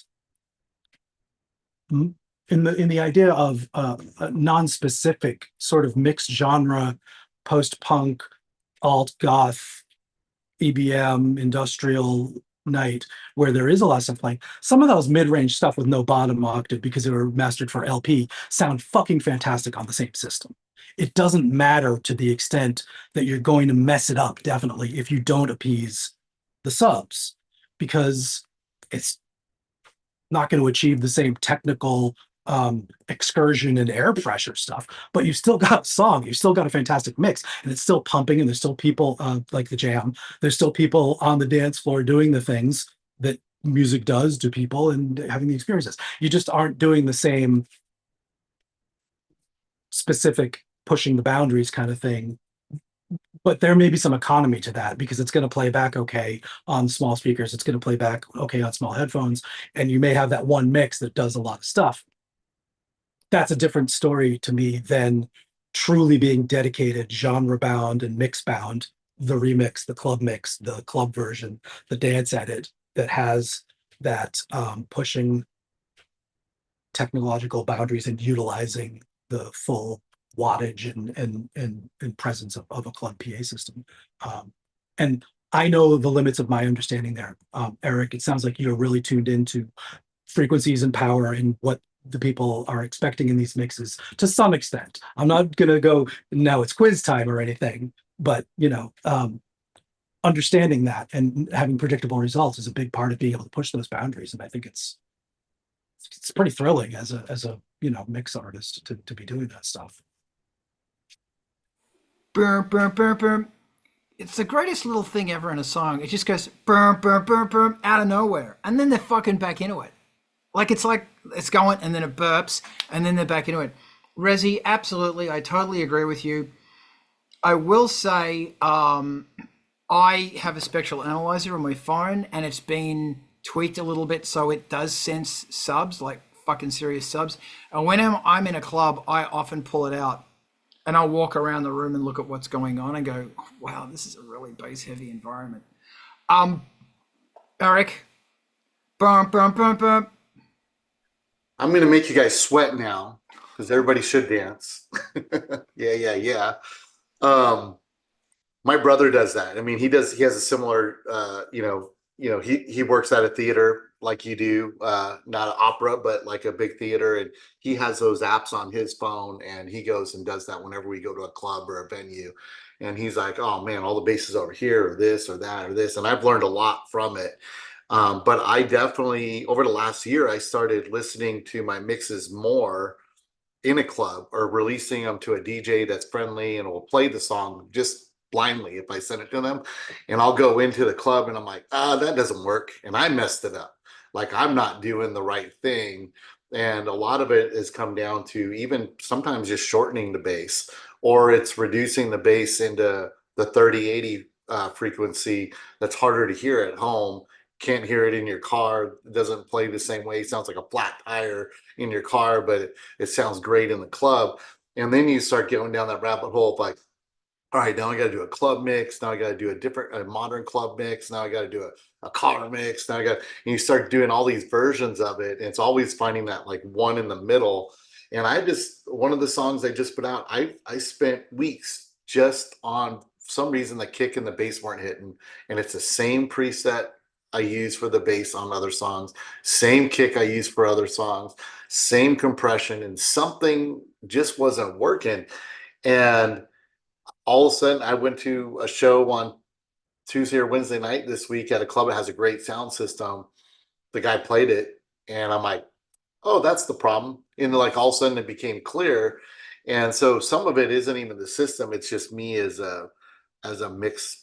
How about a fartist instead of an artist? That sounds too nice, too much, too complimentary.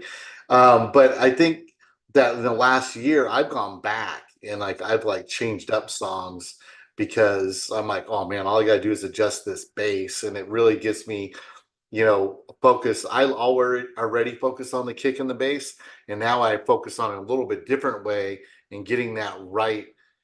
Before I even kind of go mess with the rest of the song. And it when I see people not dance to a song and I'm like, that's a good song, I'm not doing something right with that groove. And that's where I got to go change it or stop overthinking it. Because usually it's just overthinking that and going back to an earlier version a lot of times. That's it.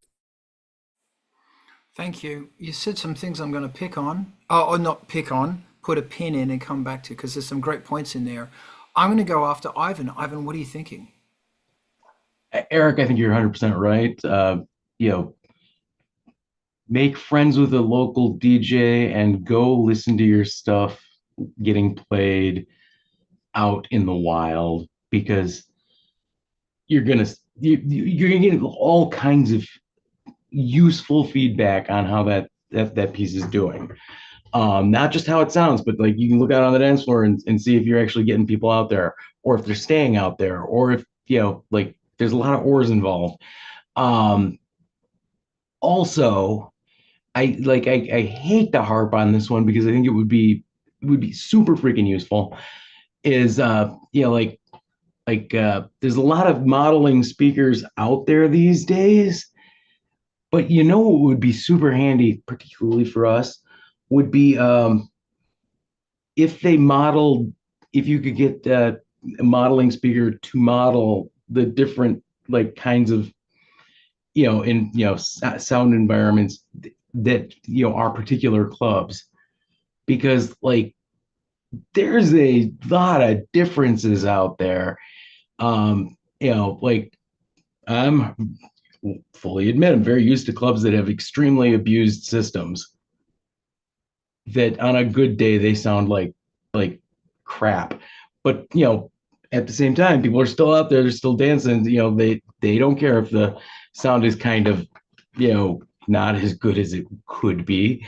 They don't care if there's like this weird buzzing sound in the background of the music. Or more importantly, they're just kind of ignoring it successfully somehow. But being able to get your song mixed and then model it to these different environments and see roughly what it was, because your monitors aren't going to reproduce it perfectly, but being able to get close would be nice. That would be of some use. And we can always crank up our monitors here at our desks and really fill the room and have a pretty good idea of what the end result is going to be out in the wild. And that would be so handy to have. I mean, it would require you'd have to model those. You'd have to send people to these different clubs and send them with the equipment to do them, data gathering to get the models built. But once you got it, you'd be able to just keep reusing it. It would be super handy. At the same time, I'm super blessed because I can go to a place with amazingly subpar sound and hear what my mix sounds like in an amazingly subpar environment, and I really really appreciate it for exactly that, because if it can sound decent there, it can sound decent anywhere. This is really fascinating. I don't want to harp on it, but so Pump Up the Jam was released in 1989, and I have been listening to what everybody's been talking about. And the curious thing about this album is it was written early 1999, but released August. What's mind-blowing about this track is that it was probably the first of that specific sound. There was nothing else there. There's a lot of electronic music going on, but nothing nailed it like that track. I guess the whole underpinning question I have is, how much do you care, really? How much do you care about what other people think about all of this stuff? Because where I'm going on and why I'm fascinated with Pump Up the Jam is it's a risk. These guys took a fucking risk. And if they didn't want to take a risk, they would not have released that track. That track's a fucking risk. And that's my question is, how much do you give a fuck? How much do you let it control your, and I wrote this down. How does all of this expectation change your output? How much will you allow it to change your output? There's no right or wrong answer. I'd love to hear your thoughts on this.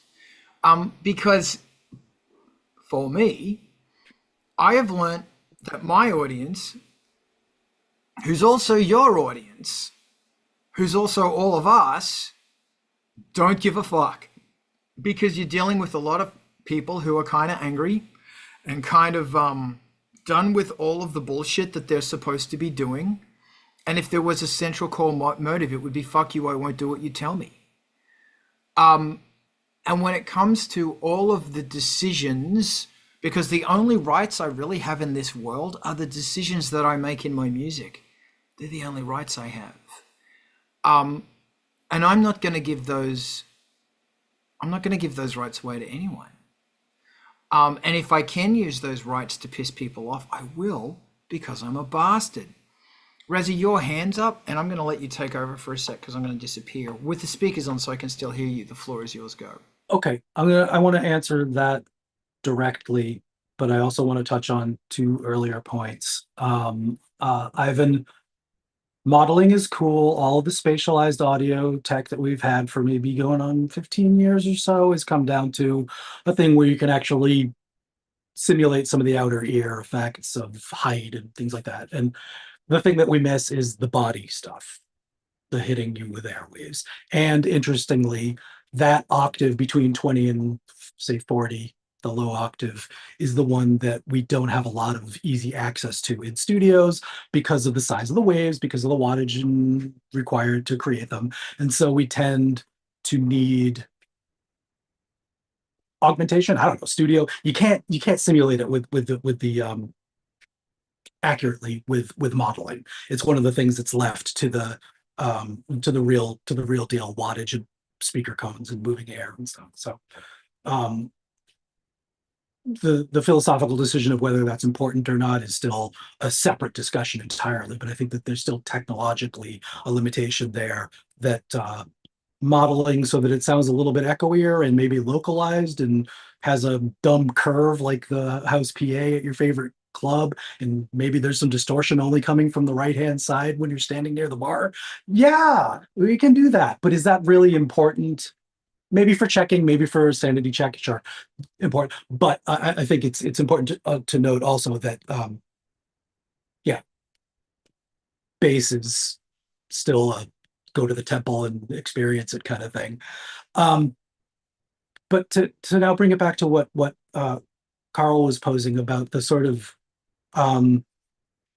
how much weight do you give? I'm taking it as what's in mind when creating, and creating can be a really long time for me personally.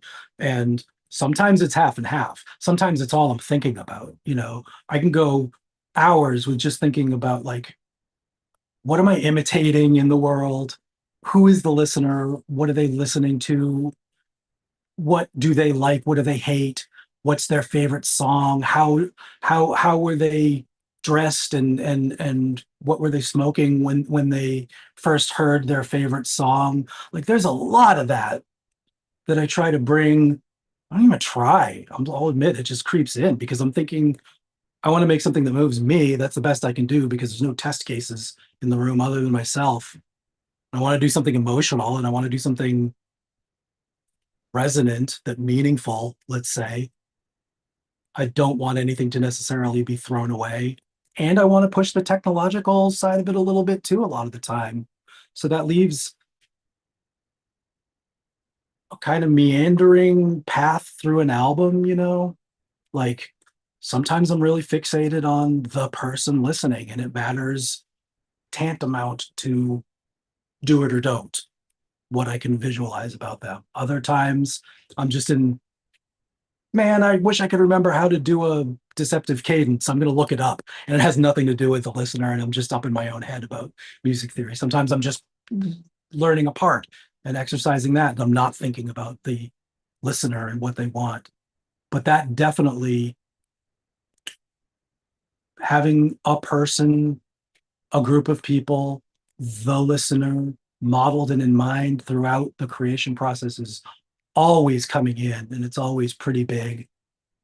And I don't know what limitations that makes and what kind of adventureness that gives me restraints on and what things it actually promotes. I'm not really sure. I haven't thought about it to that level, but like sometimes it comes back to a little thing I read in How to Write a Song. It's like, well, you visualize the exact person you're singing to and write it that way. It's a trick. I don't know if it's intrinsic or necessary for everybody, but it's an interesting trick. So I think that wraps up the answer to what I do and how I approach it. And let's throw it back to Carl. Do you want to go right to Eric, who has his hand up and probably has a lot to say about that too as a songwriter? Thank you very much, Rosie. That was brilliant. Eric, hit me. All right.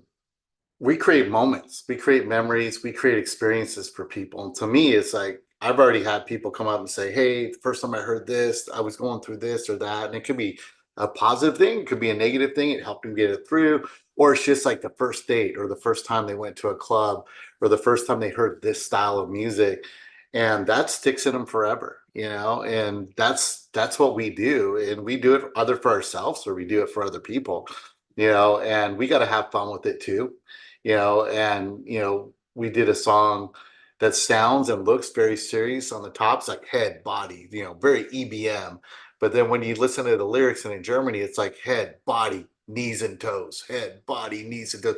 And my kids are singing the song, it's like, they're like, oh, we should, that song, because we were in the car and we were listening to like a Leather Strip song or something from 30 years ago. And they're like, that sounds like head, body, knees and toes. And I'm like, man, let's have some fun with that. Let's go turn that into a song. But I think the upside of that is people like that one a lot, and they get it and they feel like, oh, you're talking to them about this thing. People are taking things way too seriously, or it was just fun, or they've heard 5 songs in a row that are kind of the same. And then that one comes on and it's kind of funny. And it's not funny if you don't actually listen to the lyrics because it sounds very serious. But then all of a sudden you're like, oh, that is funny. So I think we're creating these moments for people, and we're creating these moments also sometimes just for ourselves. And we just got to do what we want to do, and it's different if you're trying to appease other people and trying to do something that other people want you to do. And I have a hard time with that. I can't create in that moment. But I do, as Rezi was saying, what I think about when I'm writing a song, it's almost always club. How are people going to dance to this? And I see if my kids are dancing to it or if other people are kind of grooving to it. And to me, it's like all hooks and all dance beats most of the time. And that's what I imagine in my head is, how does this land in a club? How does this land as people getting ready for the club is what I've started doing. So like maybe I like doing versions of songs, and here's the version that is for the club. Here's a version of the song that's getting ready for the club, so they have a different playlist when they're getting ready. And I think of these moments because that's the moments I've lived and I live. And I have set a playlist at home before I get ready, a playlist when I'm going to the place, playlist when you're there, playlist when you're heading back, and then, other moments. And to me, I'm just writing to my own experiences, and people always relate to it. They're not everybody, but some people do. Thank you very much. Ivan, what are your thoughts? Okay. Pump up the gems. I mean, that was, in fact, at that time, them taking a massive, massive risk in, what people were interested in. Because let's put ourselves back in 1989, like, like it was all hair metal and like crap, like it, like especially the radios. I mean, you just didn't turn it on because it was just gonna suck. And then like out of the freaking blue, this thing happened, and like a genre was invented, and it didn't suck, and there's a lot of ands, and like her vocals are amazing. They're good. They're really good. And like Lady Kerr's vocals are amazing and they're really good. And here's the more amazing part is neither of them are like trained. Like the musicians in either band, they're not, they didn't go to music school. They went out and figured out what sounds good. And again, in the case of like Lady Kerr and her group, they found money in a cab one day and were able to afford a keyboard, and that's how they put their first album together. I mean, I love the chaos and all of that. It is delicious and fun and super cool. And as for whether or not I'm willing to take risks because they took risks, the answer is yes, of course. Like, do something that, most importantly, nobody's ever heard before. Be okay with that. And, I don't like sounding derivative. One of my big things. So, I really go out of my way to not be, avoid being derivative.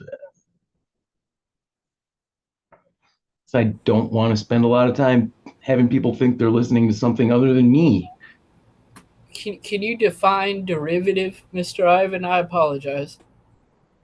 Yeah, I heard this other band do it, so now I'm doing it too. Oh, okay. Yes. Yeah. Yeah. Fantastic. Thank you so much. Brett, tell me your thoughts. So I actually don't have a funny pump up the jam story, so I'm just gonna take it for a second. Anyway, in that regard, for me, things that I do different, I guess, or things that inspire me to kind of do things different, piss off the listener, kinds of things, are things that are I usually kind of react to as well. And I'll give you kind of an example. There's a newer artist out there called Kim Dracula. It's been described as ADHD core.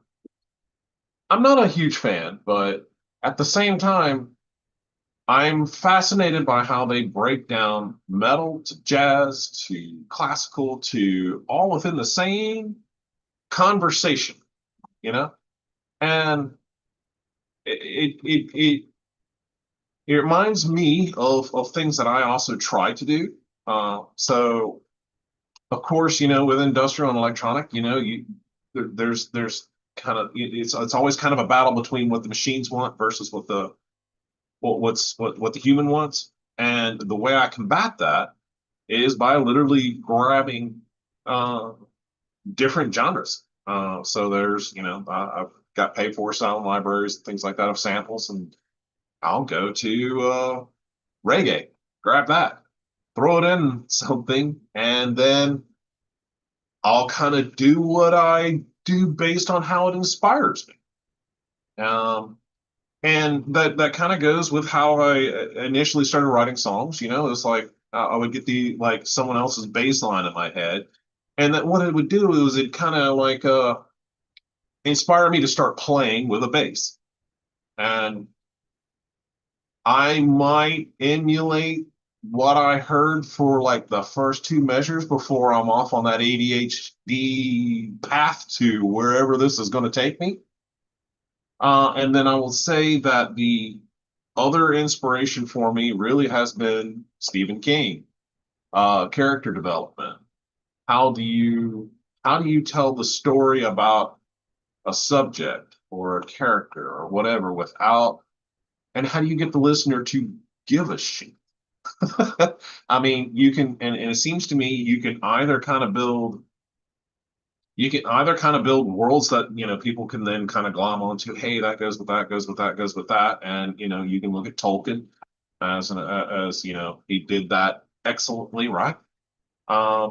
You can also look at that with Stephen King, Castle Rock, and everything taking place there. He's kind of built this entire world where monsters can exist, and these are inspiration for me. And so instead of really globbing on to what's popular, and the popular topics that are out there, which is when I say that, I mean, instead of globbing on to what the club scene or something wants, which is no diss at all, my focus is more along like what Aaron has brought, with Wicked Tales and that nuance. Except I like the more musical, I guess, aspect versus the more here's a cool story and a cool voice.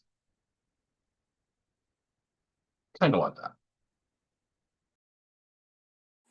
I love it. I'm so inspired right now. It's burning my brains. Eric, hit me. Let's be quick because we're running up to the hour here. But it just reminded me, it's like one of the things we started doing like 6 months ago. We talked about it on this whatever the hell this is, Art of Carl. We talked about creating these worlds and these environments, and we've all had this discussion together, and it's a lot of effort, it's a lot of work. But one of the things that I think AI helps with is it lets you kind of dive into these worlds and create them in different ways than you would be limited by money, resources, or time. And so what we started doing in the last 6 months is we like, okay, we got the song, we got the ideas. Then I go, okay, I can create like a little comic with this. I can create like a video companion with this, but I can think outside the box. I have we created a VIP program that VIPs get access to different versions of the track, very similar to most of them memberships, right? But now they get access to like these whole entire stories. They get access to like a daily affirmation thing that says you've joined the order, you are chaos, hear your voice in the noise, be the noise, and so creating different things like that has been really fun for us. Even if we only hit 10, 20, less than 100 people, 5 people, 1 person, it doesn't matter to me. To me, it's fun just building that and using all the modern tools to like add and build off of it. We heard Communion After Dark the other day. They were talking about our track, and I recorded and I dropped this guys in the Discord, but I heard them talking about the track, and I'm like, oh, I can turn that into a whole thing. Sampled it, processed it over and over and over again, chopped it up, went in the DAW, put it through AI, brought it back. Now I had like 6 versions that I could chop up, and it just bring this chaos and rhythm together. And to me, it's more like I need more time because I have so many things I can do with it and want to do with it. And I think if we leverage some of the old school hardware and some of the DAW and some of the new modern techniques, and bring the chaos oscillator in here with vocals and do cool stuff that we like to do, I just think we can create stuff that we're excited about. Other people will follow along. They'll be excited about it. It may not be mainstream, it may not be 1 million followers on Spotify, but I think if we feel good about it, that's the most important thing to me. Thank you. I will admit that I have on many occasions gone into a club, heard something and gone, I need to learn from this wisdom. I need to learn and get used to the idea how the bass is specifically clear up to a point, and then we're going to bring the bass in, and then we're pulling it back out again. All sorts of fun stuff. On other news, Prodigy's Fat of the Lamb was a global #1. It was an international. The album went to #1 everywhere except Belgium, except where it went to #2. Everywhere else, #1, even in the fucking US. Nina Cherry did Buffalo Stance in 1988 because I wanted to check up on my claim. Pump Up the Jam was different because it was the beginnings of the rave movement. Nina Cherry was the end of the kind of like the 80s cool thing. But also Groovers in the Heart by Delight was 1990. But that did have Bootsy Collins in it. And it looks like in Pump Up the Jam, it was a Matrix 12, a TR-909, you bet it was, and probably a TX-81Z. There you go. So there you go. Yeah, this is a really interesting thing because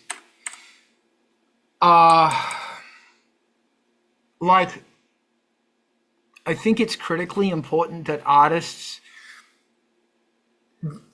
there's a balance between listening to what the audience wants, they're called singles, or the new fresh industry wants, which is called a single, what the established audience that you already have wants, and what the band wants. And bands like Duran Duran did stuff where they did stuff where and The Cure and Depeche Mode and Kate Bush, and it was a real kind of like an 80s mindset where a third of the tracks on the album were singles. They're for the industry. They are the obligation. A third of the tracks are for the already established people who are into the band, and a third of the tracks are for the band. So those third tracks are experimental, and they are the band fucking figuring out what might be going on the next album and how they're pushing their sound forth. We've sort of come to the end of this amazingness, and I thank you all for being a part of it. Gunk, gunk, gunk, gunk. And I gotta tell you that fucking bass kicks. This has been The Art of Rock. Thank you all so much for being a part of this. The comments have been very entertaining and funny today, and we're going to rate to MTV in a moment. We're always back here on Angelspit's Twitch. Bam! Go get some Angelspit's Twitch. Also on Angelspit's YouTube. Bam! Get some Angelspit's YouTube. Like and subscribe to that shit if you want. This is brought to you by Angelspit's Patreon. You can join for free or for as little as $3 a month. There's going to be some extra content going on the Patreon soon, which will be Patreon member free or otherwise, free or paid eyes only. Angelspit's new album is there. I'm very proud of it. It's very, very offensive. The Industrial Incisions playlist is a whole bunch of music that you need to know about. It's fucking awesome. So if you're on that, pimp it. We've got to get the name out. Remember, on Wednesday night, we're going to deep dive with synthesizers with Vulture Culture. Angelspit's apparently Discord is here. I just don't know. Razi, thank you so much for being amazing and co-hosting this amazingness. You are so welcome, and it's always great to be here. I really appreciate having the show, and also I appreciate everybody who joins the panel and puts stuff in the comments and makes the show what it is. It's great. Y'alls are legendary humans, and we are grateful. There's a whole bunch of people who are here today. Go listen to their music because it's El Doperino. We are now going to raid on over to MTV TV. No. Thanks, guys. Thanks alls. And if you're on, so Diana, hit the magic raid button, and we're going to flang on over to MTV TV. And remember, MTV TV's also got a Patreon. There. Go join their Patreon if you want to do something positive about the United States within your legal and constitutional rights. Join indivisible.org, excuse me. And if you're concerned about the amount of social media that you're taking in, remember, MediaAddictsAnonymous.org are doing a thing. So jump on that shit. Let me know when we've streamed or rated, because all my stuff is blind. All my stuff is blind and blind. Rated, sir. All right, rock and roll. I got you. We're going to hang back here and have a chat ski.